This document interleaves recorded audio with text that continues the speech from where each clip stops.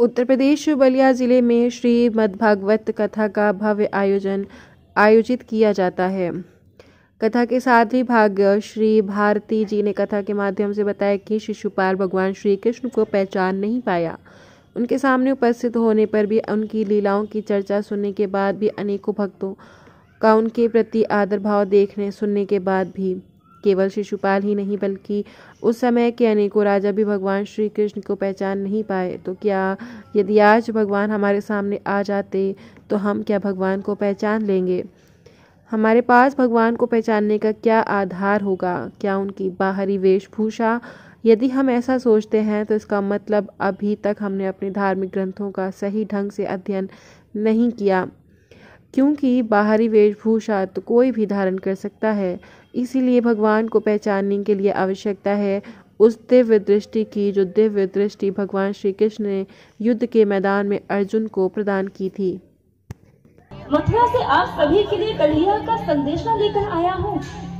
जैसे बाबा ने सुना कि उद्धव आया है तो कहने लगी, उद्धव आया नहीं आया, मैं अकेला ही आया हूँ। बाबा ने कहा, क्या कहा? कन्हैया नहीं आया। कन्हैया से कह देना कि हम मान स्वामी अर्जुनानंद दिव्य ज्योति जागृति संस्थान श्री आशुतोष महाराज जी का शिष्य और आज कितने दिनों से कार्यक्रम चल रहा है और कब समापन है? देखिए, पिछले 7 दिनों से दिनांक 16 मार्च से लेकर के 22 मार्च तक सायंकाल 8 बजे तक ये कार्यक्रम चल रहा है और रामलीला ग्राउंड बलिया में ये कार्यक्रम आयोजित की गई है दिव्य ज्योति जागृति संस्थान के माध्यम से।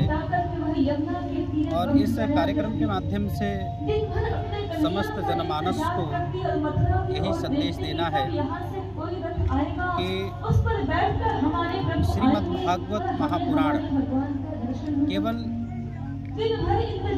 सुनने या पढ़ने के लिए ही नहीं है, बल्कि श्रीमद्भागवत महापुराण में जो निहित गूढ़ रहस्य है उन्हें भी जानना बहुत जरूरी है। भगवान श्री कृष्ण जी ने गोपियों को, ग्वाल बालकों को केवल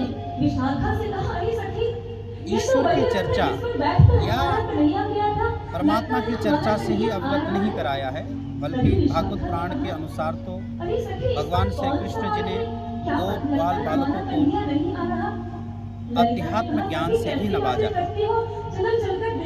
अध्यात्म ज्ञान अर्थात जो ज्ञान विज्ञान सम्मत गुरु शिष्य को प्रदान करता है।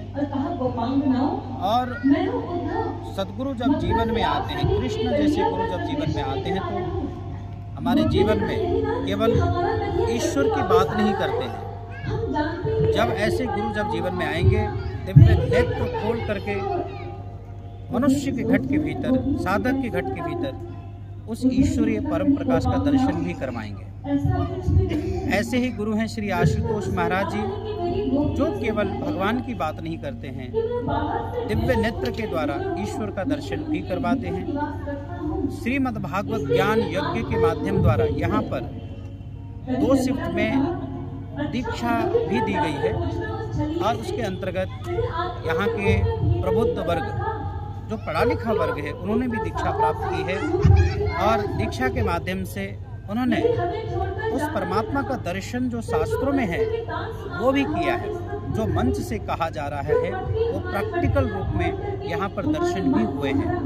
श्री गुरु महाराज जी की कृपा से इस कार्यक्रम के माध्यम से यहाँ पर मेडिकल कैंप भी लगा, बहुत सारे प्रशिक्षित डॉक्टर्स भी आए जिन्होंने अपने अपने सुझाव, एडवाइस और बहुत सारे रोगों का उपचार भी किया।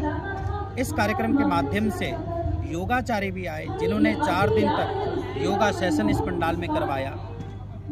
इतना ही नहीं, इस कार्यक्रम के माध्यम से पौधा वितरण भी किया गया और प्रत्येक दिन प्रसादम आरती के माध्यम से जनमानस को बहुत लाभ मिला। यहाँ हजारों हजार संख्या में आकर के भागवत कथा लोगों ने सुना, भक्तों ने सुना और बहुत बुरी प्रशंसा करके गए कि इतनी सुंदर कथा, आध्यात्मिक सार बहुत कम सुनने को मिलता है। श्री आशुतोष महाराज जी के दरबार में ये सुंदर कथा का वाचन हुआ और कल हवन का कार्यक्रम है। कल यहाँ हवन का कार्यक्रम होगा और जनमानस को हम सूचित करते हैं कि आप हवन यज्ञ के लिए भी यहाँ आएँ। और आप सबको बहुत बहुत साधुवाद, धन्यवाद। और आपके चैनल को भी मैं धन्यवाद देता हूँ कि आप लोगों ने कार्यक्रम को बहुत जगहों पर लेकर के गए, जन जन तक लेकर के गए। आपका बहुत बहुत धन्यवाद।